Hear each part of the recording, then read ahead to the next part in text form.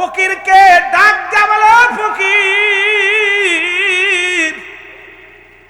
তুমি আমার কাছে ভিক্ষা চাও, হয়তো আমি ভিক্ষা দিলে একদিন ভালো খাইবা, যদি সাহায্য দিই 2-4 দিন চলবে। তার চাইতে একটা কাজ করো, সেই কাজটা হলো তোমাকে একটা লোকের কাছে দেখায় দিতেছি, যে লোকটার কাছে গেলে তুমি আর জীবনে কোনোদিন ভিক্ষা করা লাগবে না।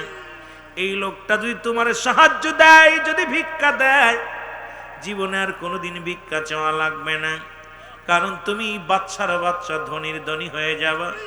এই লোকটার সন্ধান তোমার বলে দিব কি নেই। আবু জেহেল মিটমিট করে হাসে আর তাকায়া দেখে রে ইসলামটাকে কেমনে শেষ করা যায়, ইসলামটাকে কেমনে কলুষিত করা যায়, মুহাম্মাদের পক্ষে যারা আছে তাদেরকে কেমনে নাকটা কাটা যায়। এই চিন্তা করিয়া দেখে রে রসুলের চাচা বাতিজা হযরতে আলী রাদিয়াল্লাহু তাআলা, আলী রাদিয়াল্লাহু তাআলা আনহু কাবা শরীফের মধ্যে সিজদায় পড়ে কান্দে আর আল্লাহ ইয়া আল্লাহ আল্লাহ বলে কাঁদতেছিলেন কাবার মধ্যে যাইয়া। এই দৃশ্য আবু জেহেলের নজরে পড়লেন। আবু জেহেল ডাক দে কয়, ফকির রে আমি যদি একদিন ভিক্ষা দিই 1 মাস খাই, বাদ 10 দিন খাই, ভাবে একদিন চলবে, এর চাইতে জীবন যাপনের জন্য সারা জিন্দেগির জন্য তুমি যদি ধনী হতে চাও, তাহলে এমন একটা লোকের নাম বলবো, এই লোকটার কাছে গেলে তোমাকে প্রচুর পরিমাণ অর্থ দিবে, যা দ্বারা তোমার আর জীবনে কোনোদিন ভিক্ষা করা লাগবে না। জোরে জোরে চিল্লায় বল আল্লাহু আকবার। এ মুসলমান ফকির ডাক দে বলে, এ ভাই আবু জেহেল, এমন কোন ব্যক্তি আছে রে মক্কা মদিনায়, যে ব্যক্তি আমার লালে লাল করে দিবে, সম্পদের পাহাড় বানায় দিবে? আবু জেহেল কয়, সেই লোকটা দেখো, ওই যে দেখো কাবার মধ্যে সিজদায় পড়ে আছে, ওনার নাম হলো হযরত আলী। উনি হলো আমার রসুলের আমার চাচা বাতিজা, মুহাম্মাদের উনিও চাচা হয়, বাতিজা হয়। যাও ওনার কাছে যা চাইবা, দেখবা 2 মুঠ ভরে তোমার এত পরিমাণ ধন সম্পদ দিবে। এ দুনিয়ার মুসলমান শুনে নাও, ভিখারি যাইয়া রে আবু জেহেলের কাছ থেকে ভিখারি যাইয়া হযরত ইসলামের 4র্থ খলিফা হযরত আলী রাদিয়াল্লাহু তাআলা আনহুর কাছে যা বলে, হে ভাই আলী, আপনি কি ইসলামের খলিফা? বলে হ্যাঁ। কই আপনার কাছে আইছি, আমাকে কিছু দেন, আপনি দেন, আমারে কিছু দেন।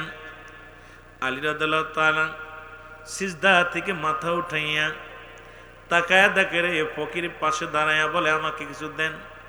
চিন্তা করে আল্লাহ আমার কাছে ফকিরে চায়, আমার যদি আমার নবী খাওয়ায় তাহলে আমি খাই, আমার ঘর নাই, বাড়ি নাই, টাকা নাই, সম্পদ নাই, রসুল যদি খাইতে দেয় দয়া করে 2টা খাইতে পায়, নবী যেদিন খাইতে দেয় না সেদিন আমি অনাহারে থাকি, কারণ আমার দেওয়ার মতো কোনো সম্বল নাই। আমি কি দিব? ভিক্ষুর আমার কাছে আসলো, আবার আমার কাছে চাইলো, আল্লাহর হস্তে চাইলো, এখন আমি ভিক্ষুককে কেমনে ফেরাই? চারিদিকে তাকাইতে লাগলেন, তাকায় দেখে কাউকে দেখা যায় না। এবার ভিক্ষুককে জিগায় হযরত আলী রাদিয়াল্লাহু তাআলা ডাক দে বলে, ভাই আমি আপনার কাছে জিগাই, আপনি যে আমি সিজদাগত আছে আল্লাহর দরবারে আছি কাবার মধ্যে, আমাকে দেখলেন কেমন করে আর আমার কাছে কেন চান? আপনার কাছে আমি চাই না, আপনার কাছে পাঠাইছে আমার আবু জেহেলে, আমি এসেছিলাম আবু জেহেলের কাছে সাহায্যের জন্য, কিন্তু আবু জেহেল আপনার দেখা দিছে রে যে আপনার কাছে যদি চাই আপনি এত পরিমাণ আমারে দিবেন যা আমার আর জীবনে আর ভিক্ষা করা লাগবে না, জীবনে আর কোনোদিন চাওয়া লাগবে না। এই বড় মনের আশা নিয়ে আপনার কদমের মধ্যে আসি, আপনি দয়া করে মায়া করে আমারে যা দেবেন দেন। হযরত আলী চিন্তা করে, আল্লাহ আমার কাছে শুধু গায়ের কাপড়টা ছাড়া সম্বল তো কিছু নেই, পকেটের মধ্যে কোনো দিনার নাই। এ রব্বুল আলামিন, এখন যদি ফকিরকে খালি হাতে ফিরাইয়া দিই, আবু জেহেল আমার নবীরে গালি দিব, ইসলামটাকে গালি দিব, আর ইসলাম যদি গালি শোনে রে আমি কিয়ামতের ময়দানে রব্বে কারীমের কাছে কি জবাব দিব? ডাকতে বলে রব্বুল আলামিন,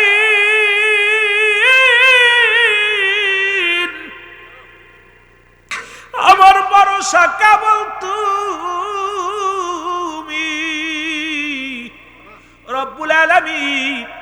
এখন আমার তো পেটে নিজের ক্ষুধার্ত অবস্থা আছি, আমি জামান নবী খাওয়াইলে খাই না, খাওয়াইলে না খেয়ে থাকি। এখন আমি মিসকিনরে কি করে বিদায় দিব? কাছে থেকে কিছু নাই, কি দিব, কি করব? চোখের পানিগুলো টাচ করে জমিনের মধ্যে ছেড়ে দিয়ে চিন্তা করে আমি কেন এত টেনশন করি?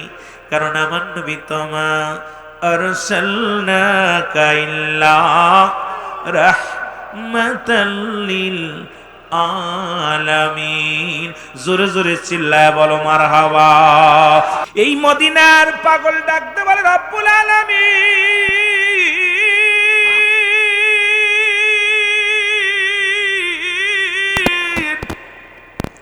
আমি কেন শুধু শুধু চিন্তা করি রে ও আমার আল্লাহ?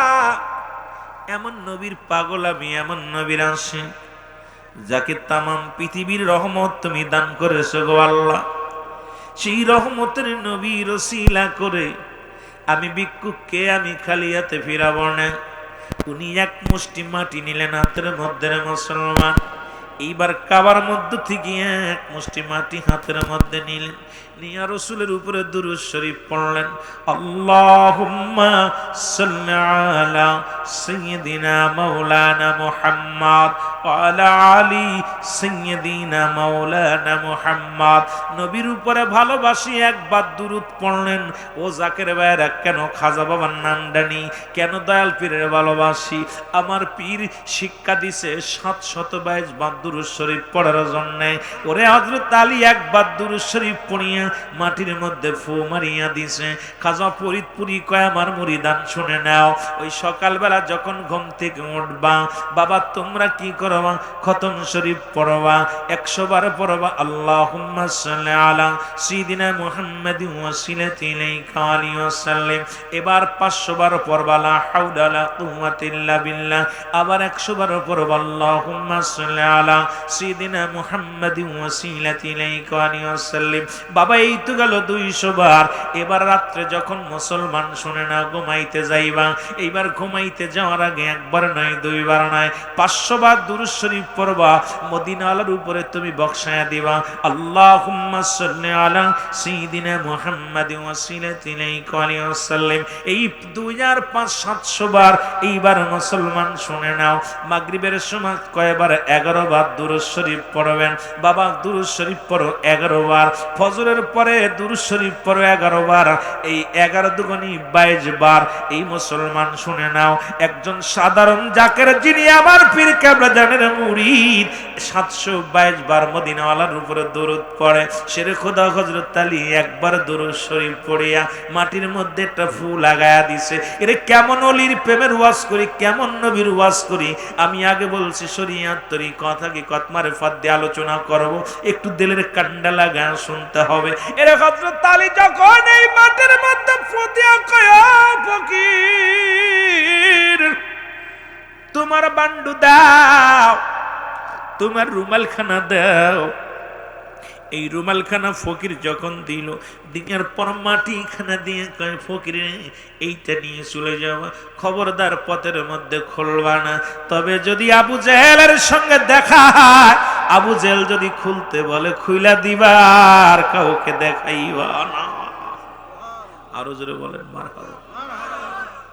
এরে ফকির মনের আনন্দে এক মুষ্টি মাটি পাইয়া ফকির চিন্তা করে আবু জেহেল যেহেতু বলছে অনেক ধন সম্পদের মালিক বানা দিব, আর অনেকগুলো দিছে, হতেও পারে কাউকে দেখাবো না। আবু জেহেল আড়ালে তাকায় আসে, কি অবস্থা দেখতেছে। এবার ফকির মনের আনন্দে গান গাইতে গাইতে যায়, ডাকতে বলে ফকির দাঁড়াও। ফকির দাঁড়ায় গেছে। ফকির দাঁড়ানো পর এবার আবু জেহেল ডাকতে কয় ফকির, ওরে ফকির শোনো, মুহাম্মাদের সাহাবী হযরত আলী কি দিছে একটু দেখাই বানানি।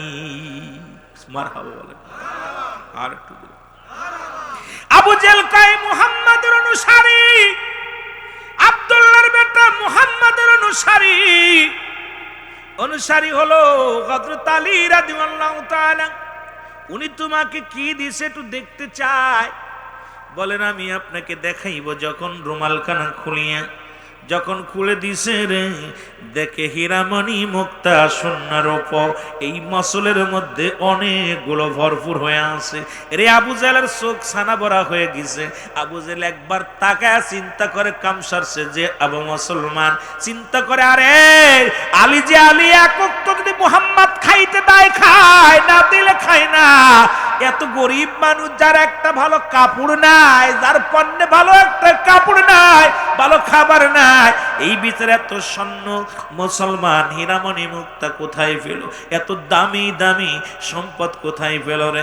আবু জেহেল কয় নিশ্চিত মুহাম্মাদের অনুসারী মুসলমান। শুনে নাও, আলী মনে হয় মক্কা মদিনায় ডাকাতি করেছে, ধনির বাড়িতে ডাকাতি করেছে, না হয় কারণ মাল হরণ করেছে। একজন ফকিরকে এত পরিমাণ মাল দিয়া দিছে, নিশ্চিত যায় মুহাম্মাদের কাছে বিচারটা জানায়া দি। জোরে জোরে চিল্লায় বলা যাবেন আল্লাহু আকবার। খুব চিন্তা করে বেটা পাইলেও কই, যে বেটা খাইতে পাই না, ভালো একটা কাপড় নাই, বেটা এত পরিমাণ আসল বইরা দিছে, বেটা তো একদম মেতা খারাপ। আবু জেহেল চিন্তা করে দূর হয়েছে। মুহাম্মদ সাল্লাল্লাহু আলাইহি ওয়াসাল্লাম ডাক দে বলে, বাতিজা মুহাম্মদ শোনো, তোমাদের কঠিন বিচার হবে। তোমার অনুসারী, তোমার সাহাবী নিশ্চিত রাতের অন্ধকারে ডাকাতি করেছে, হয়তো বড় বাড়ি বসায় আছে। কারণ ভিক্ষুক এত পরিমাণ স্বর্ণ রূপা জহর মণিমুক্তা দিয়া দিছে, কত পরিমাণ লুট করেছে যে এত পরিমাণে একজন ভিক্ষুক করে দিছে। তাড়াতাড়ি ডাকো, বিচার হবে। আমার নবীজি তো ডাক দেয়, হযরত আলী রাদিয়াল্লাহু তাআলাকে ডাক দে বলে, আলী। আলী সামনে এসে বলে, ইয়া রাসূলুল্লাহ, ইয়া হাবিবাল্লাহ, আপনার কদমে গোলাম হাজির হয়ে গেছে। আল্লাহর নবী ডাক দে বলে, আলী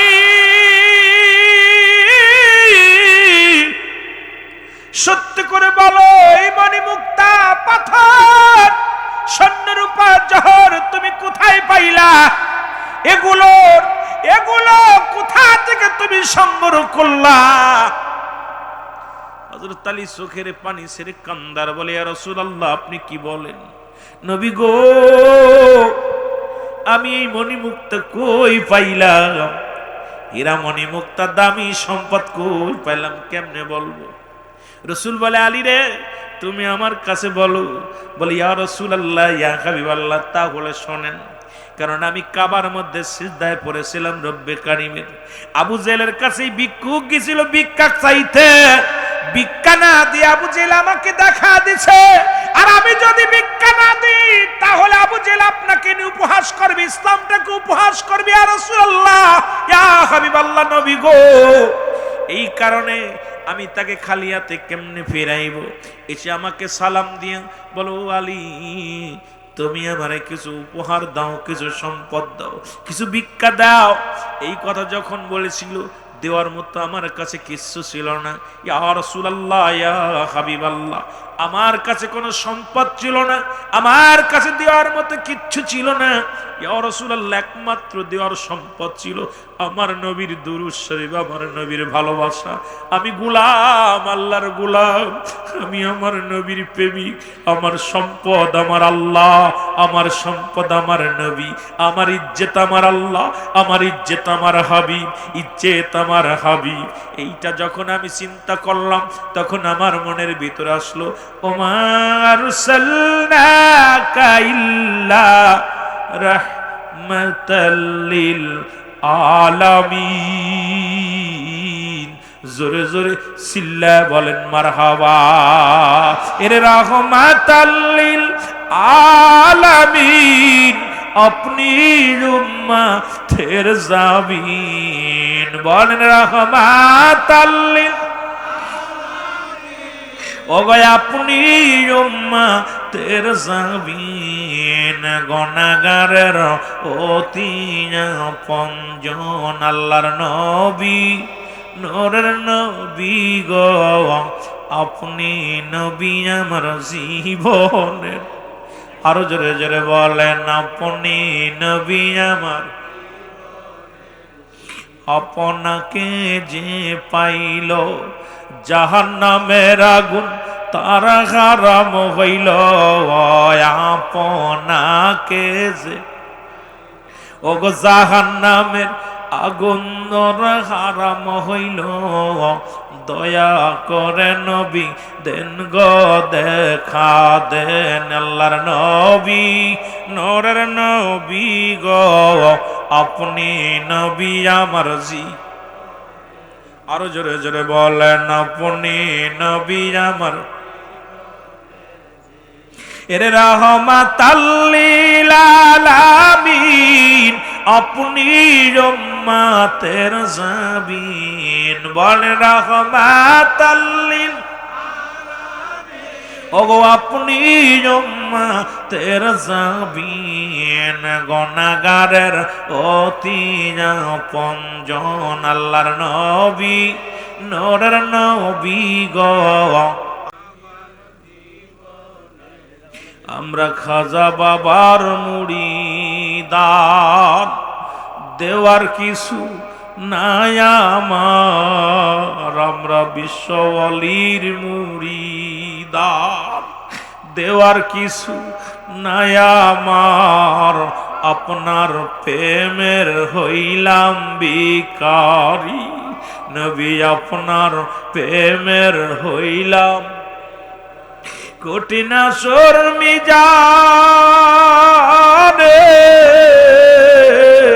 দিদার দিও আমারে বলো কঠিন শর্মিজানে দিদার দিও আমারে তাই তো কাঙ্গাল পাগল হয়েছি তাই তো কাঙ্গাল পাগল হয়েছি আল্লাহর নবী মায়ার নবী গো আপনি নবী আমার জি আরো জোরে জোরে বলেন আপনি নবী আমার এভাবেতে আসিয়া ওগো নবী রাসূল না পাইয়া জগতে আসিয়া আমরা নবী রাসূল না পাইয়া ভাগ্য গনে খাজার শরণ পেয়েছি ভাগ্য গনে বাবার শরণ ওই রাঙ্গা চরণের আশায় কাঁদে জাকের ভাই বোনে ওই রাঙ্গা চরণের আশায় কান্দে জাকের ভাই বোনে তাই তো দয়ার হইলেন ভিখারি আল্লাহর নবী মায়ার নবী গো আপনি নবী আমার জীবনের জীবন বলেন আপনি আপনি আমার জীবন সাথী অন্ধকার কবরের বাতি আপনি আমার জীবন সাথী অগয়ান্ধ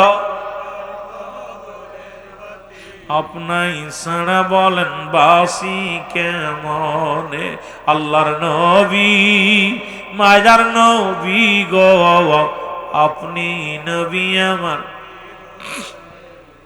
এ দুনিয়ার মুসলমান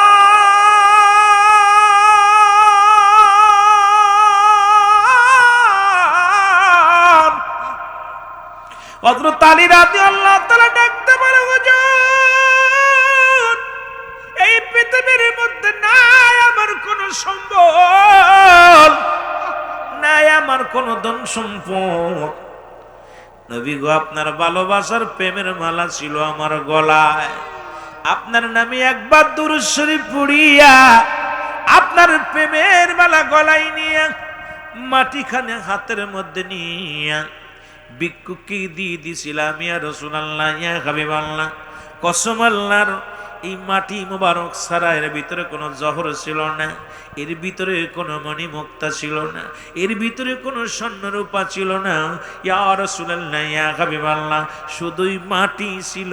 এই মাটি মুবারক আমার নবীর দুরূদ পড়িয়া, আমার নবীর ভালোবাসার ইজ্জতের কসম দিয়া বলতেছি, নবী গো, আপনার প্রেমের মালা নিয়ে এই দুরূদ শরীফ পড়িয়া আমি মাটি দিয়েছিলাম হাতের মধ্যে। জিবরিল আমিন বলে, ইয়া রাসূলুল্লাহ, ইয়া হাবিবাল্লাহ, আপনার আলী সত্য বলেছে গো নবী, আপনার আলী আপনাকে এত ভালোবাসে, ইসলামটাকে এত ভালোবাসে। আইসা ইসলা আবু জেহেল, ইয়া রাসূলুল্লাহ, ইয়া হাবিবাল্লাহ, আল্লাহর নবী গো, আপনার আলীকে অপমানিত করতে, ইসলামটাকে কলুষিত করতে, ইয়া রাসূলুল্লাহ, ইয়া হাবিবাল্লাহ, আপনার প্রেমের মালা গলায় নিয়া হযরত আলী যখন আপনার উপরে দুরূদ শরীফ পড়িয়া মাটির মধ্যে ফু মারিয়া দিছে, ওই মাটিটারে আল্লাহ রব্বুল আলামিন পৃথিবীর সবচাইতে দামি সম্পদ বানায়া দিছে। জোরে জোরে চিল্লায়া বলা যাবে না মারহাবা?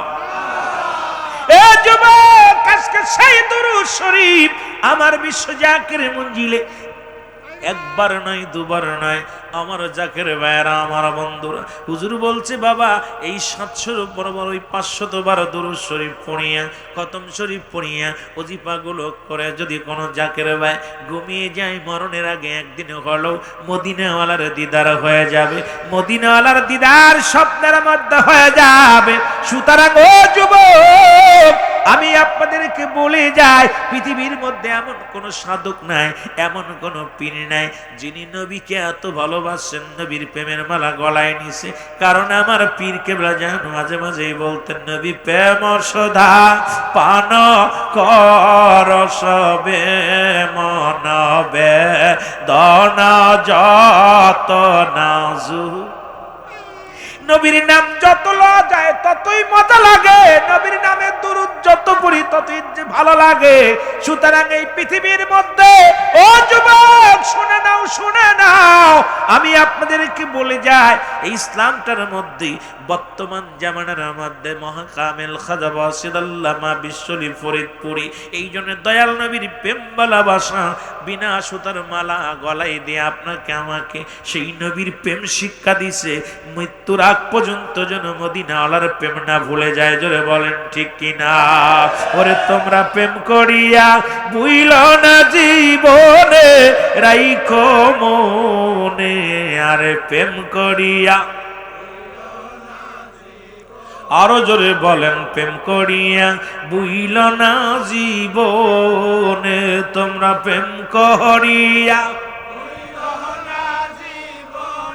রাইখো মনে, আর প্রেম করিয়া।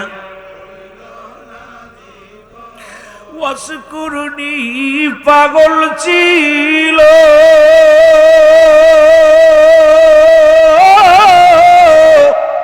আরে 32 দাঁত ভাঙ্গি ইলো গো, আর নবীজিকে না দেখলো নয়নে, হায় হায়, নবীজিকে না দেখলো নয়নে, রাইখো মনে, আর প্রেম করিয়া। আরো জোরে বলেন, প্রেম করিয়া ভুইল না জীবনে, বলো প্রেম করিয়া রাইখো মনে, আর প্রেম করিয়া। বিল্লাল ছিল নবীর ভক্ত, ওরে 5 ওয়াক্ত আযান দিত, ওরে আযানেতে মিলত নবীর সনে, হায় হায়, আযানেতে রাইখো মনে, আর প্রেম করিয়া। আরো জোরে বলেন, প্রেম করিয়া বুইল না জীবনে, রাইখো মনে, আর প্রেম করিয়া। সুতরাং আমার পীর কেবলা জান প্রেমই শিক্ষা দিছে মদিনাওয়ালার সঙ্গে। মদিনাওয়ালার সঙ্গে যদি কেউ ভুলে যায়, মদিনাওয়ালার প্রেম ভুলা যায়, হোকাল পরকাল সবার আইবে। জোরে বলেন ঠিক কিনা?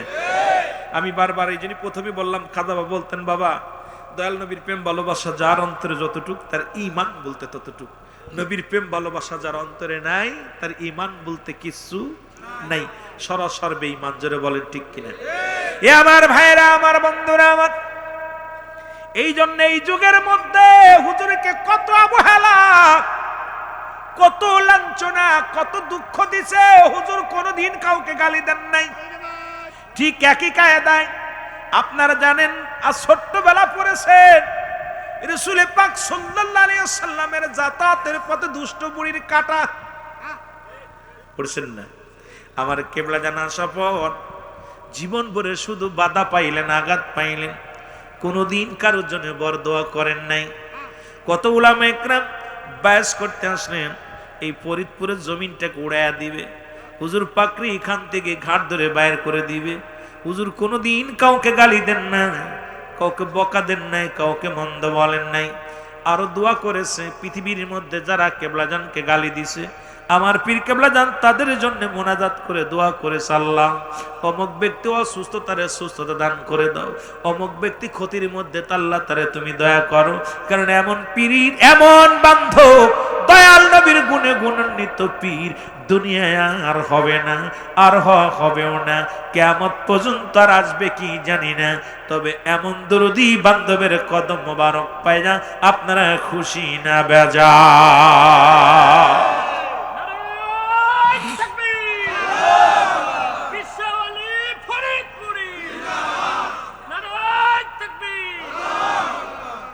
কিছু কথা না বললে আপনারা বুঝবেন না। এই যে আমের মৌসুম আসলো, ফলের মৌসুম আসলো, ঠিক হুজুর পাকের কাছে এরকম ফরিদপুরে জাকের ভাইরা, সদরপুরে জাকের ভাইরা আম জাম পাকলে আগে হুজুরের কদমে না দিয়ে খায় না। সুবহানাল্লাহ বলেন না? এই এলাকার সরে যারা পুরন জাকের ছিল তাদের কাছে গাইবেন, গাবি দুয়াইলে গাবি দহন কইরা প্রথম দুধ দেয়া নিয়ে আটটসি চলে গেছে। ঠিক কিনা ভাই? এই ছিল আদর্শ। এটা কেবলাজান হুজুর, যারা মুরব্বী ছিল তারা ছিল এরকম। আমার ভাইরা, আমার বন্ধুরা, আমার ওই দুষ্ট বুড়ির চরিত্র আর রাসূলের চরিত্র, এগুলো দেখিয়া দুষ্ট উলামা ইকরাম, ফরিদপুরের দুষ্ট উলামা ইকরাম সারা জীবন বিরোধ করেছে, হুজুরকে কাফের বলেছে, কেবলাজানকে কত কাফের বলেছে। আমার কেবলাজান হুজুরকে গালি দিছে। হুজুর বলতেন, বাবা ওরা বোঝে না, এই জন্য আমাকে গালি দিছে, ওরা যদি বুঝতো জীবনেও গালি দিত না। এমন একটা দিন আসবে, এই দরবার শরীফে সিজদায় লুটায় পড়বে, এমন একটা দিন আসবে অজার নয়নে কানবে।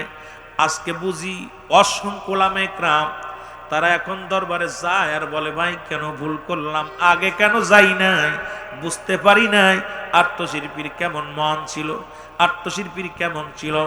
ওই দুষ্ট বুড়ির কথা একটা মনে পড়ে গেল। দুষ্ট বুড়ি প্রতিদিন কাটা দেয় রাসূল পাক সাল্লাল্লাহু আলাইহি সাল্লামের পথে, প্রতিনিয়ত কাটা দেয়। একদিন কাটাও নাই, বুড়িও নাই, রাসূল পথ দিয়ে যায়, কাটাও দেখতে পায় না। ওই কাটাগুলো রাসূলের পায়ে যখন হিঙ্গে যেত, রাসূলের গায়ে 70-এর উপরে কাটা ফুটেছে, ওই বুড়ির দেওয়া কাটা। এই কাটাগুলো যখন রাসূলুল্লাহর পায়ের মধ্যে লাগতো, বুড়ি খুব আনন্দ পাইতো, খুব আনন্দে হাসতো। রাসূল কষ্ট পাইতো, উ করে শব্দ দিত, আর দুষ্ট বুড়ি খিলখিলায় হাসতো। রাসূল বুড়ির মুখের দিকে তাকাইতো, আবার পথ দিয়ে চলতো, চলার গতি বন্ধ হয় নাই, গতি বন্ধ করেন নাই। কেবলাজান হুজুর যেমন বলতো, বাবা হাতি যখন রাস্তা দিয়ে চলে, বানরে ভিলকি মারবে, বানরের বিলকি দেখিয়া হাতি থেমে যাবে না। সুতরাং আমাকে আল্লাহ পাঠিয়েছে দয়াল নবী রাসূল পাক সাল্লাল্লাহু আলাইহি সাল্লামের গোলামি করার জন্য, সত্য ইসলামের দাওয়াত দেওয়ার জন্য। হাজার বাধা আসবে বাবা, আমার গতি কেউ, আমার অতিক্রম করব কেউ পৃথিবীর মধ্যে থামাইতে পারবে না। জোরে জোরে চিল্লায়া বলা যাবে না মারহাবা। আমার চলার গতি কেউ থামাইতে পারবে না। আমার দুইটা শক্তি, একটা হলো আমার আল্লাহ, দ্বিতীয় শক্তি আমার নবী মুহাম্মদুর রাসূলুল্লাহ। এই দুইটা শক্তি নিয়ে আমার পীরের হুকুম তালিম করতে এসেছি আট্টশির জমিনে, যতদিন বেঁচে আছি শেষ নিঃশ্বাস পর্যন্ত মদিনা আলার গান আমি গেয়েই যাব, আল্লাহর গুণগান আমি গেয়েই যাব। জোরে বলেন ঠিক কি না? এই দুষ্ট বুড়িকে না দেখে রাসূল গুটি গুটি পায়ে খবর নিলেন, ডাকতে বলে ভাই প্রতীকেরা, সেই দুষ্ট বুড়ি প্রতিদিন যিনি কাটা দেয় সে কোথায়?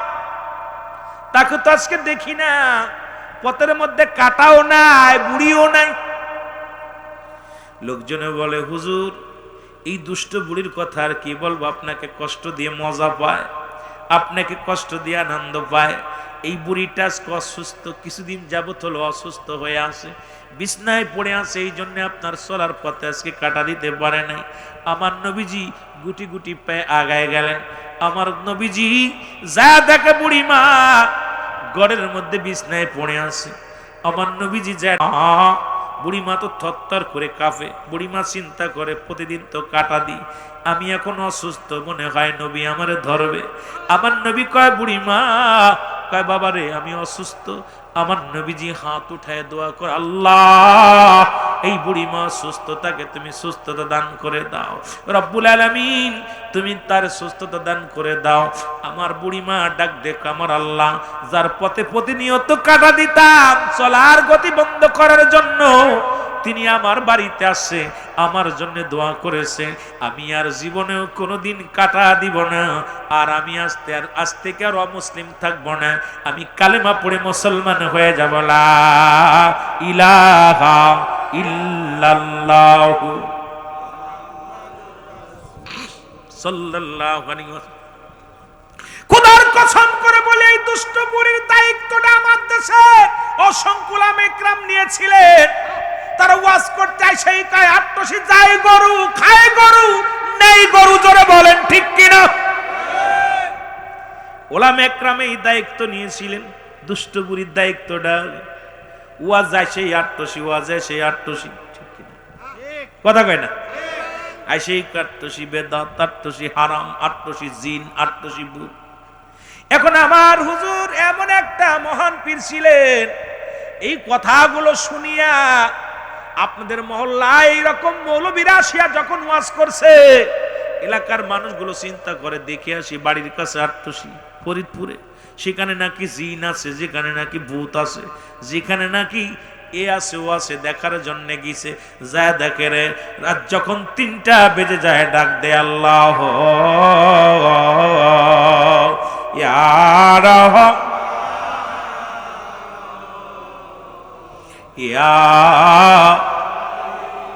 ইয়া রহমাতাল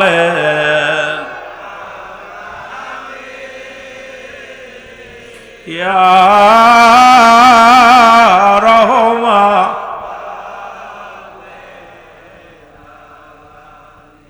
তুমি দয়াল,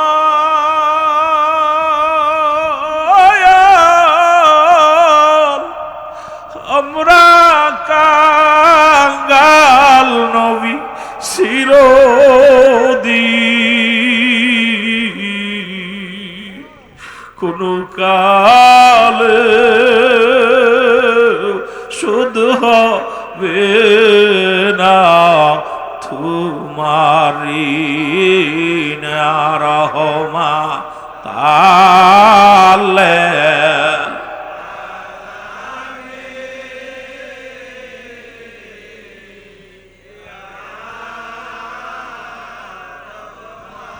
বাবার মধুর ডাক শুনি না রে, আমরা জাকের ভাই বোন পাগল হইলাম। এ মুসলমান, সঙ্গে সঙ্গে এই ডাক্তার যে জাকেরের কানে গেছে রে, এই মানুষটা চিন্তা করে যে দরবারে আসিয়া রাত ৩টা বাজলে মানুষ ঘুমায়, এই সময় মধুর ডাক কে দিল রে? এই ডাকে ঘুম ভেঙে গেছে, সঙ্গে সঙ্গে বায়াত গ্রহণ করে বাড়ি ফিরেছে। চাইছিল বাধা দিতে, কাটা দিয়ে বুড়ির কাটার মতো মুসলমান, ওই বুড়ির যেমনি কাটা দিয়ে রাসূলের প্রতিহত করার চেষ্টা করেছিল। বাংলাদেশের অসংখ্য উলামা ইকরাম, বাংলাদেশে অসংখ্য আলেম ওলামা বাংলাদেশ অসংখ্য পীর মাশায়েখ আট্টশির বিরোধিতা করা ছাড়া তাদের পথ ছিল না, কিন্তু প্রচার প্রসারী তেমন ভাবে বাড়ছে, তারা চাইছিল বন্ধ করতে। এখন বিশ্বের তৃতীয় স্থান হয়েছে বিশ্ব জাকের মঞ্জিল। জোরে বলেন ঠিক কিনা? আর একটু জোরে জোরে চিল্লায় বলেন ঠিক কিনা? গেছে ক্ষতি করতে, হয়েছে দরবার শরীফের লাভ। কথা কয় না, চাইছিল ক্ষতি করতে, হয়েছে কি? আরো জোরে বলেন। এই মানুষগুলো চিন্তা করে ওয়াজ করা পরে এবার পরের বার ওয়াজ করতে যখন হুজুরি ওয়াজ করে, এই হুজুর বন্ধ করো। কি হয়েছে? হুজুর আমরা গেছিলাম, আপনি যা করলেন কিছুই তো দেখি নাই। কথা বলছে, দেখলো হুজুরে এক নারী পুরুষ এক জায়গায় নাচে, এরপরে কোরআন শরীফ পুতা আছে, জীবনে ঘর থেকে বাইরে নাই, এই যত যা আছে উনি ওয়াজ করছে। এখন যা দেখে কিছু এর কিছু না, খালি নামাজ, খালি জিকির, খালি ওয়াজ নসিহত। বেটা আইয়া কয় হুজুর এবার আহুক। হুজুরি এই ওয়াজ শেষে আমার এলাকায় এক হুজুর এই সেরকম শেষে হাদিয়া না নিয়েই দৌড়ে ফেলাইছে। কথা বুঝছেননি? জনগণ কয় বেটা মৃত্যুক, ওদের ওয়াজই ছিল এটা। এই জন্য হুজুরের একটা কথা আমার মনে পড়ে গেল। কেবলাজান হুজুরের কাছে একবার জাকের বেড়া নালিশ দিছে, হুজুর আমাদের মনে বড় কষ্ট। বলে বাবা কি হয়েছে? হুজুর বড় বড় বক্তারা আইয়া আমরা খালি আট্টশির বিরোধিতা করে, এমনকি আমাদের সাইদি সাহেব আল্লামা দেলোয়ার হোসেন সাইদি সাহেব ওনার বিরুদ্ধেও কথা বললো। হুজুর উন্ডা আই শুধু আপনার ওয়াজ করে। হুজুর বলেন বাবা একটা কথা বলেন দি। কি বাবা আপনাদের ওয়াজে কতগুলো আলেমুলামা হয়, কত লোক হয়? হুজুর 400-500 লোক হয়। কত? আমাদের দরবার আলেমরা বলতেছে হুজুর 400-500 লোক হয়। তা বলছে বাবা ওই সমস্ত বক্তাদের মাহফিলে কত লোক হয়? হুজুর কয় হাজার হাজার। কয় বাবা হাজার হাজার। তাহলে তো বাবা আপনাদের সেই তো উরাই তো তরিকাতের দাওয়াত বেশি দিচ্ছে। সুবহানাল্লাহ বলেন। বন্ধু হুজুর বলতেছে বাবা আপনাদের সেইতে তো উরাই বেশি দাওয়াত দিচ্ছে। এখন তো আমরা তো বুঝিও নাই, আলেম ওলামা বোঝে নাই। কারণ জাকেরা মুখ একদম মৌলানাদের মুখটা বেজার হয়ে গেছে। বলছে বাবা আপনারা 400-500 মানুষের ভিতরে ওয়াজ করেন, আর ওই হাজার হাজার মানুষের ভিতরে দরবার শরীফ দুর্নাম করে। বাবা ওই সমস্ত মানুষ দেখতে আসে দরবারটা, দেখতে দেখে যা যা বলছে সব মিথ্যা। বাবা ওদের আর আমার তোমাদের চাইতে তরিকা প্রচার ওরা বেশি করতেছে। সুবহানাল্লাহ আরো জোরে বলেন না।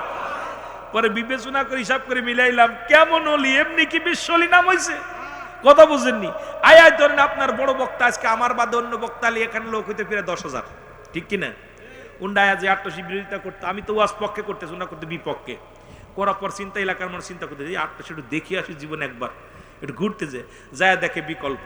সঙ্গে সঙ্গে আমার বাবারা আমি এত বেল কেঁদে যা লাভ না হলো উনি দুর্নাম করে তার সাথে বেশি লাভ হচ্ছে। জোরে বলে ঠিক কিনা?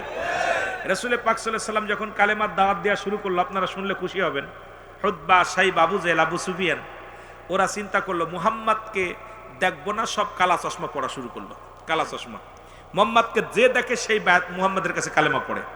কানে যার কথা শুনে সে কালেমা পড়ে মুসলমান হয়ে যায়। কানের ভিতরে তুলা দিল, খুব খেয়াল করবেন, কানের ভিতরে তুলা দেয়, চোখি চশমা দিয়ে ঘোরে, যাতে নবীর সাথে দেখা হলে কালেমা পড়া না লাগে, আর নবী যা বলে কিছু শুনবে না, সব কানে বন্ধ। এইবার বন্ধ করে রাখলো। আমাদের মুজান সাহেব, মুফতি সাহেব কই আছে নাকি? আছে, এরা তো জানে সব কাহিনী।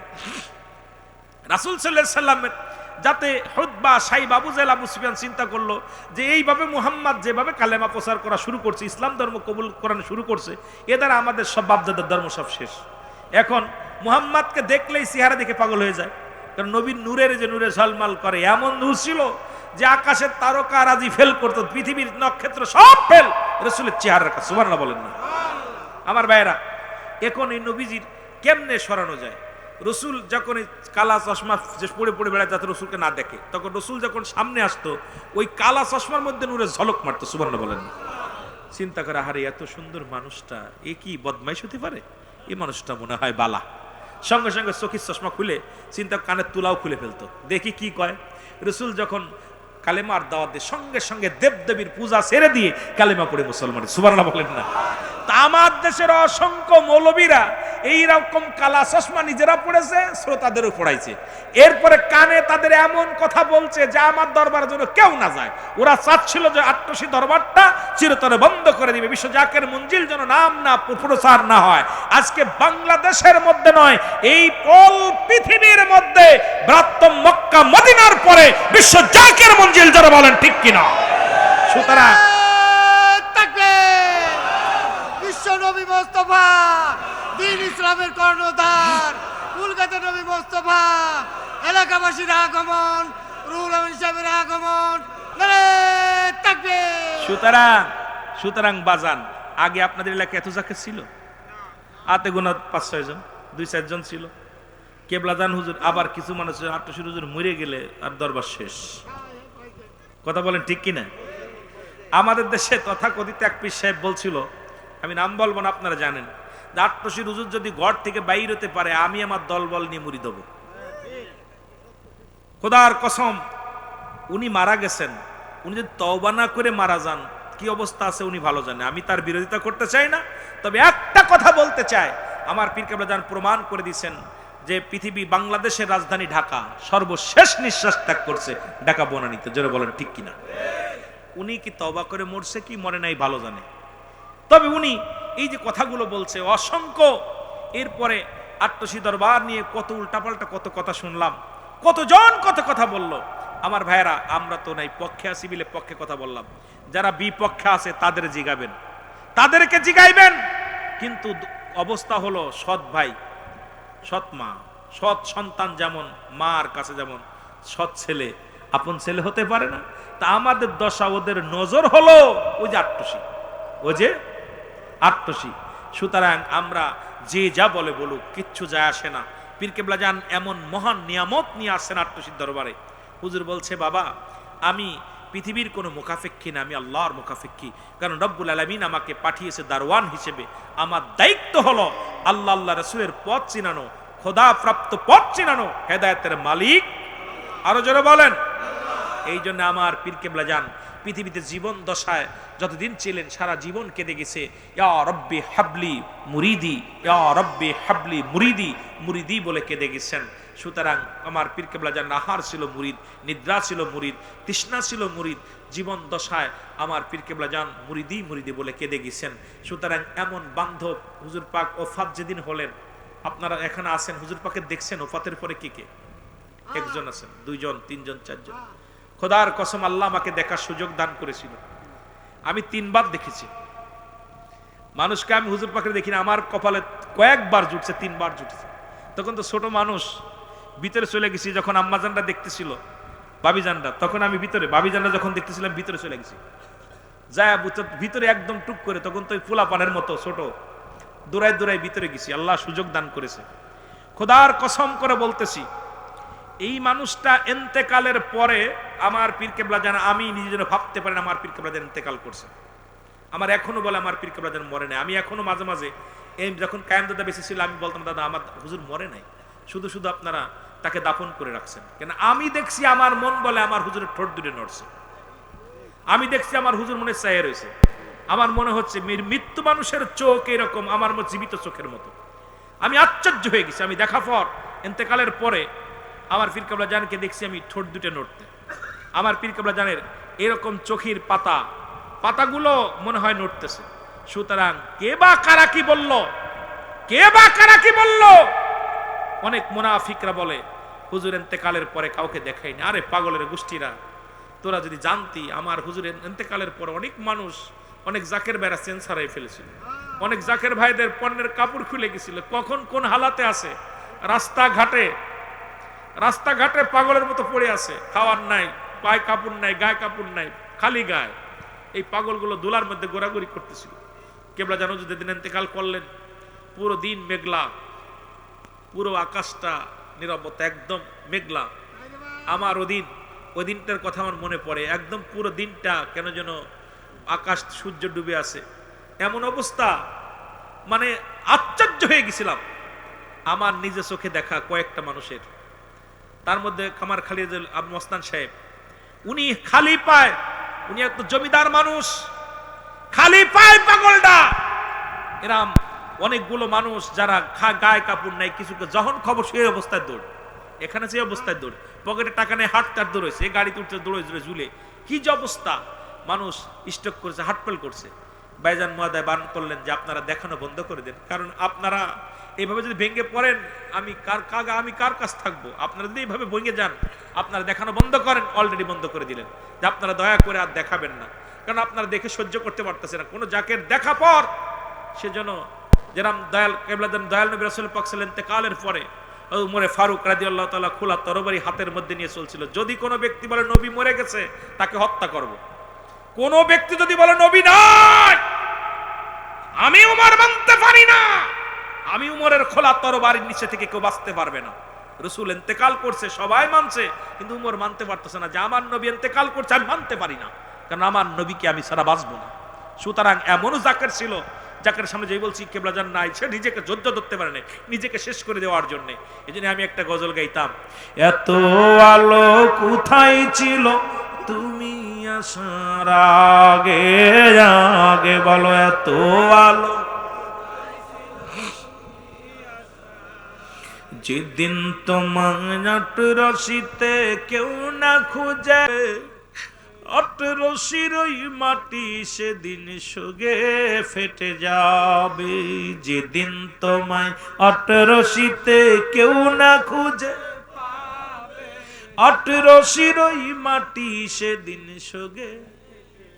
তাই বলছি তোমার ঠাই দয়াল আমি জন যাই, তাই বলছি তোমার ঠাই ওগো আমি জন যাই, ওগো তোমার যাওয়ার আগে, আগে এত আলো কোথায় ছিল, একটু জোরে জোরে বলেন এত আলো।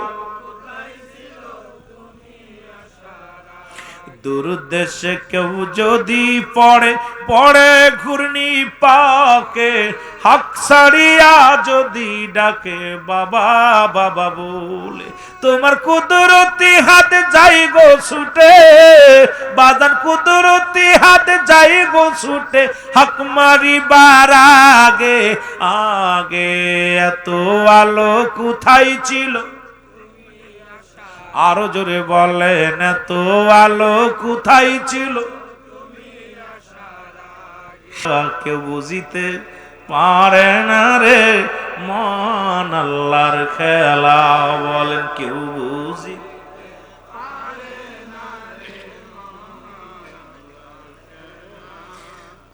৩৬ বছরে যারো জ্ঞান কি পটে না,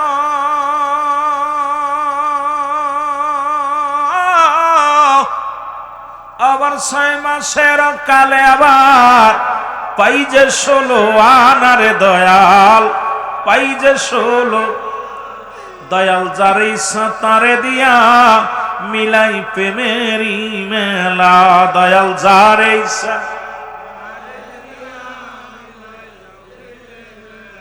কেউ বুঝিতে পারে না রে আল্লাহ তাআলার খেলা, বলো কেউ বুঝিতে।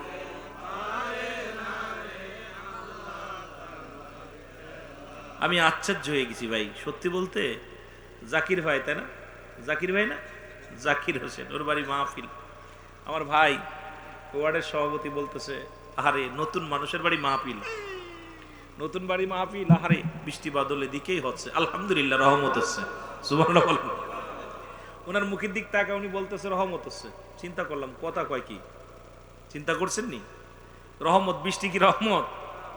আমি চিন্তা করতেছি যে মাহফিল তো হইতো না, বাড়িতে বৃষ্টি, একদম পুরো বৃষ্টির ভিতরে গাড়িটা আনছি ফরিদপুর পর্যন্ত, এরপরও বৃষ্টি হচ্ছে, তারপরও ভাই বলে, জাকের ভাই বলে রহমতের বৃষ্টি হচ্ছে, যাক আলহামদুলিল্লাহ। তা আমি আশ্চর্য হয়ে গেলাম যে সারা দুপুর থেকে বৃষ্টি, চারিদিকে বৃষ্টি নামলো, নদীর ওপারে বৃষ্টি, এপারেও মেঘ, প্রচন্ড মেঘ।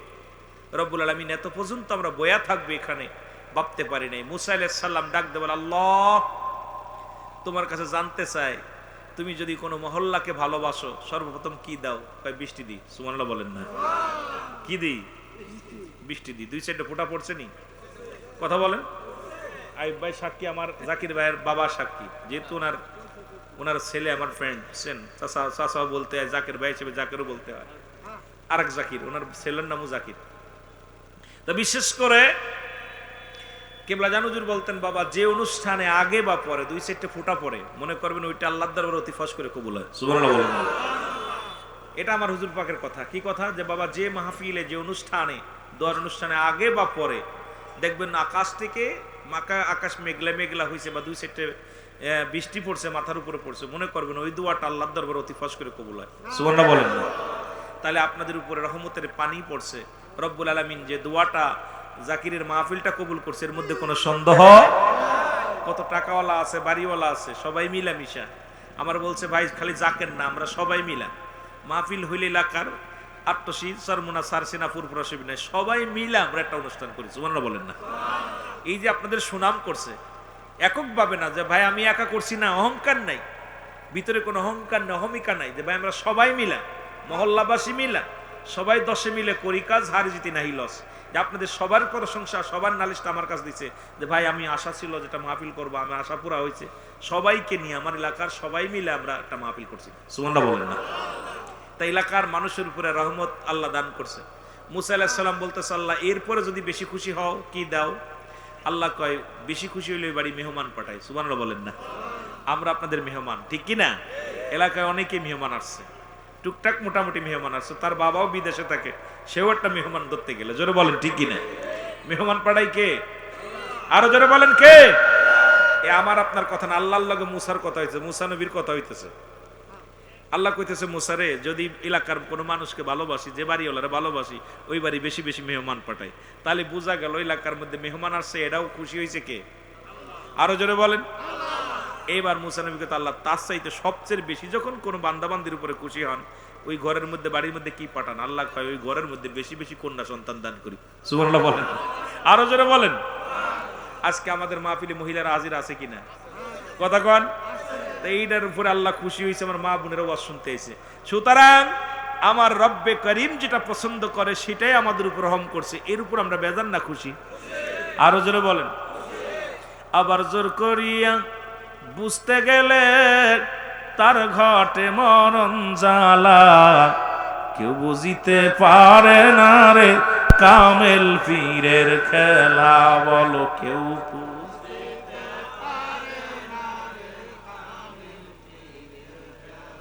এ ভাইরা আমার, বন্ধুরা আমার, তরিকাতের মাহফিল, তরিকা শব্দের অর্থ হলো রাস্তা। কোন রাস্তা? আমার আল্লাহ বলেন সেই রাস্তা ইহদিনাস সিরাতাল মুস্তাকিম, একমাত্র সেই রাস্তা। ও যুবক, একমাত্র আল্লাহর দ্বীনের রাস্তার সেই তরিকা শব্দের অর্থ হলো রাস্তা। কোন রাস্তা? আল্লাহর দ্বীনের রাস্তা। যে তো পথে চলছে নবীগণ, যে পথে চলছে সাহাবে کرام, যে পথে চলছে তাবে তাবিগণ, যে পথে চলছে খোলাফায়ে রাশিদিন, যে পথে চলছে আল্লাহর ওলিগণ, যে পথে চলছে দুনিয়ার মাহবুব লোকেরা, সেই পথে আমরা চলতে চাই কি চাই না? আর একটু জোরে বলেন, চাই কি চাই না? এ আমার ভাইরা, আমার বন্ধুরা আমার, গভীর মনোযোগ। এই পথে চললে মদিনার পাগল ও যুবক, কথাগুলো মনে রাখবেন। আমি যে কথাগুলো বলি অল্প সময়ের মধ্যে আলোচনাগুলো মুখস্থ করবেন, আলোচনাগুলো খুব খেয়াল করবেন। আমি ধীরে ধীরে শরিয়াত তরিকত হাকিকত মারিফাত বিষয় ভিত্তির উপর আলোচনা করব। আমার জাকের ভাইরা, আশেক ভাইরা যারা বসে আছেন, এখান থেকে কিছু নেওয়ার চেষ্টা করবেন। এখান থেকে যেন আমরা কিছুটা নিয়ে যেতে পারি, এখান থেকে যেন সর্বোপরি গুনাহগুলো মাফ করা যেতে পারে। জোরে বলেন ঠিক কিনা? কারণ বান্দা যখন জান্নাতের বাগানে রওনা হয়ে যায়, প্রতিটা কদমে কদমে আমার আল্লাহ সগীরা গুনাহ মাফ করে দেয়। সুবহানাল্লাহ। কি গুনাহ? যারা দূর থেকে আসেন, যারা মহল্লা থেকে আসেন, যারা গ্রাম থেকে আসেন, প্রতিটা কদমে কদমে আপনার জীবনের ছোট্ট গুনাহ, সগীরা গুনাহগুলো মাফ করে দিয়েছেন কে? আরো জোরে বলেন কে? ছোট গুনাহগুলো মাফ হয়ে গেছে। এখন বড় গুনাহগুলো মাফের একটা জায়গা হলো রিয়াজুল জান্নাহ, বেহেশতের বাগান। আল্লামা মুফতি মুসলমান শুনে নাও, কুতুবী রাহমাতুল্লাহ বয়ান করে, দুনিয়ার মানুষ শুনে নাও, মানুষ শুধু সগীরা গুনাহ করে নাই, ছোট ছোট গুনাহগুলো করে নাই, বড় বড় গুনাহ করেছে। যেমন বড় গুনার মধ্যে 1 নাম্বার হলো নামাজ ছেড়ে দেয়া কবিরা গুনাহ। 1 নাম্বারই হলো নামাজ ছেড়ে দেয়া কবিরা গুনাহ। আপনি যত বড় জাকের হন না কেন, নামাজের সাথে আপনার সম্পর্ক নাই, আপনি জাকের হতে পারেন নাই, কারণ কাফের এবং মুসলমানদের মধ্যে পার্থক্য হলো নামাজ। এক ওয়াক্ত নামাজ যদি ছুটে যায়, মুসলমান ৮০ হুতবা পরিমাণ জাহান্নাম, যার এক হুতবা পরিমাণ হলো ২,৮৮,০০,০০০ বছর। আপনি জাকের পরিচয় দেন, অথচ ফজরের নামাজ কাজা গেছে, জোহরের নামাজ কাজা গেছে, ঈশার নামাজ পড়েন নাই, ফজরে ওঠেন নাই। আপনি বলেন আমি ২০ বছরের জাকের, ৪০ বছরের জাকের। খোদার কসম করে বলি, আমার পীর কেবলা জানু বলছে, বাবা যারা বেনামাজি তারা আমার জাকের না। জোরে বলেন ঠিক কিনা? সুতরাং দয়াল নবীজির ভাষণ, আমার খাজা বাবার কথা, আল্লাহ রাব্বুল আলামিনের বিধান, যেটা এটা আমাদের মানতে হবে কি হবে না? আরো জোরে বলেন হবে কি হবে না? আজকে যত বড়ই বুজুর্গ পারা দেখান, আপনার ভিতরে শরীয়ত নাই, শরীয়ত ছেড়ে দিয়েছেন, সঙ্গে সঙ্গে কাফের হয়ে যাবেন। এই জন্য বললাম, শরীয়ত ছেড়ে দেওয়ার সঙ্গে সঙ্গে আপনি কাফের হয়ে যাবেন। এই শরীয়তের বিধানগুলো আমার কেবলাজান কোনোদিন ছাড়েন নাই। কেবলাজান হুজুর শরীয়তের বিধান, খাজা ফরিদপুরি যখন আট্টশির জমিনে আসলেন, আমার বাবারা তখন না ছিল গরু কুরবানি, না ছিল ঈদ, না ছিল আপনার নামাজ, কিচ্ছু ছিল না, একদম অন্ধকার জামানায় আসলেন। হুজুর খালি কাঁদতেন, আল্লাহ আমারে কোথায় পাঠাইলা, আল্লাহ আমি এখন কি করবো, কিতা করবো। মুসল্লি, ঈদের জামাতের মুসল্লি ৩ জন, জুম্মার নামাজের মুসল্লি হয় ৩ জন। হুজুর এইভাবে দিনে দিনে দিনে দিনে তিলে তিলে মানুষ আজান দিলে যায়, মসজিদে না যায়, চলে যায় গরু ছাগল নিয়ে মাঠে চলে যায়। মানুষ যখন আজান পড়ে মানুষ চলে যায় কর্মস্থলে। যখন ঈদের দিন আসে সকালবেলা মানুষ গোসল করে যাবে ঈদগায়, ওরা ঈদগায় না যায়, গরু লাঙ্গল জুমাইল নিল, আপনার লাঙ্গল বাইতে যায়। মানে হুজুর খালি কান্দা, আল্লাহ আমারে কোথায় পাঠাইলা, ফরিদপুর পাঠাইলা।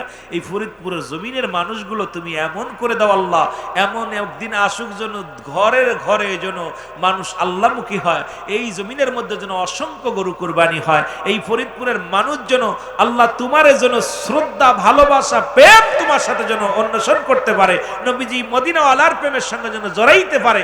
আমার কেবলাদান হুজুর কানতে কানতে দীর্ঘদিন কাটাইলেন, প্রায় আপনার ৫০-৫৩ বছর কাটাইলেন। কাটানোর পিছনে একটাই কারণ ছিল, হুজুর কানতেন আর বলতে, আল্লাহ আমার ফরিদপুরে তুমি দয়া করো, ফরিদপুরের দয়া করো। আজকে ফরিদপুরের জমিন থেকে পিরাই আবর্জনা সাপ, এখন সব এখন বৃক্ষপালা লাগাইয়া মোটামুটি আল্লাহ নামের গাছ লাগাইছে সব জমিনের মধ্যে, রাসূল নামের ফল তুলতেছে। জোরে বলেন ঠিক কিনা?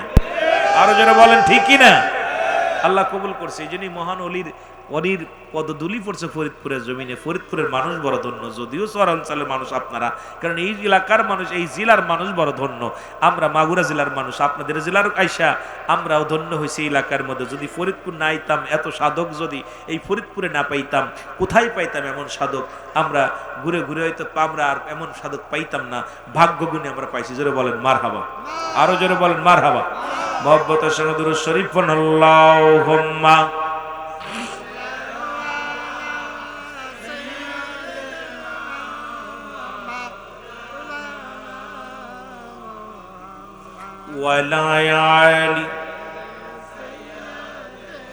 এই জন্য আমার হুজুর যেমনি ওজিফা দিছে, এইরকম মুসলমান গভীর মনোযোগ। রাসূলের জামানায় আবু জাহেল নাম শুনেছেননি? কথা বলেন, নাম শুনছেন? আবু জাহেলের কাছে আসলেন এক ভিক্ষু কাশিয়া দাঁড়ায়া বলে, আবু জাহেল রে, তুমি নবীজির চাচা, তুমি মহল্লার বড় নেতা, তোমার টাকা পয়সা ধন সম্পদের অভাব নাই, আমি তোমার কাছে আইছি রে, আমারে কিছু সাহায্য দাও, আমারে কিছু খাবার দাও বা সাহায্য দাও। আবু জাহেল চিন্তা করে, মুহাম্মাদের কেমনে সাইজ করা যায়, মুহাম্মাদকে কেমনে বেইজ্জতি করা যায়।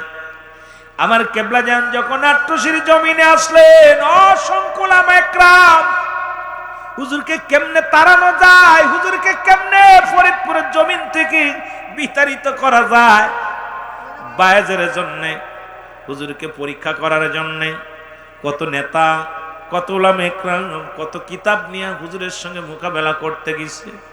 ও মুসলমান শোনো, যদিও আবু জাহেল উদাহরণ দিতেছি, কারণ আবু জাহেল শব্দের অর্থ হলো মূর্খর পিতা। আবুল হেকাম, ওনার নাম ছিল আবুল হেকাম, জ্ঞানীর পিতা। শুধু রাসূল না মানার কারণে, রাসূলকে অসম্মান করার কারণে আবু জাহেল শব্দের অর্থ হলো মূর্খ, গন্ডারের আব্বা। জোরে বলেন নাউজুবিল্লাহ, আর একটু জোরে বলেন। ও অসংখ্য উলামা একরাম যারা দরবার শরীফকে নিয়ে, আপনারা ফরিদপুরের মানুষ, আপনাদের কি বলবো, কিছু কথা বলে যাই বুঝতে পারবেন। আবু জেহেলকে বললেন, অসংখ্য উলামা একরাম আমি দেখেছি আমার পীরের কাছে আসছে হুজুরকে ছোট বানানোর জন্য, হুজুরকে পরীক্ষা করার জন্য, হুজুরকে মুসলমান বিতর্কিত করার জন্য। হুজুর বলছেন হুজুর তাদের সঙ্গে দেখাও করেন নাই, কিন্তু হুজুরকে আল্লাহ এমন এলেম দান করেছিল যে এলেমের দ্বারায় হুজুরকে আল্লাহ পাক এত বড় নিয়ামত দান করেছিলেন যে নিয়ামতের ওসিলায় এই মানুষগুলো দেখতাইয়া আমার পীরের কাছে বায়াত গ্রহণ করে তওবা করে মুরিদ হয়ে গেছে। জোরে বলেন ঠিক কিনা? ও তোরা দেখলে সবই পাগল হবি, দেখলে সবই ওরে কাঁদবি বসে নিরালাই, বলো কাঁদবি আমার দয়াল বাবা যেই দেশে ঘুমায়, আমার দয়াল মুর্শিদ যেই দেশে। আরে প্রেম যদি করবি রে মন, প্রেম যদি শিখবি, ওর সব সেরে আট রশিতে চল, তোরা সব সেরে আট রশিতে চল, আমার দয়াল বাবাই যেই দেশে ঘুমায়, আমার খাজা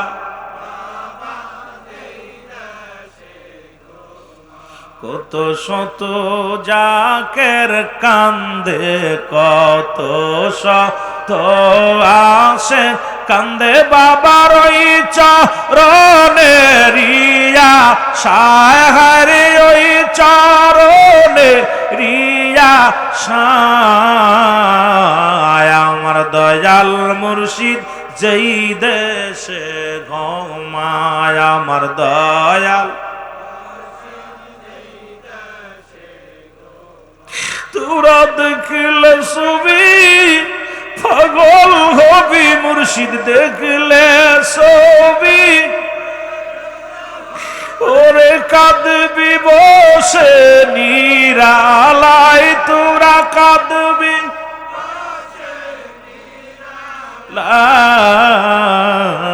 আমার দয়াল মুর্শিদ যেই দেশে ঘুমায়, আমার দয়াল দয়াল নবীর প্রেমিক বাজান, আমার দয়াল নবীর প্রেমিক বাজান, আমার কাঁদতেন সদাই নিরালায়, কাঁদছেন সদাই নিরালায়,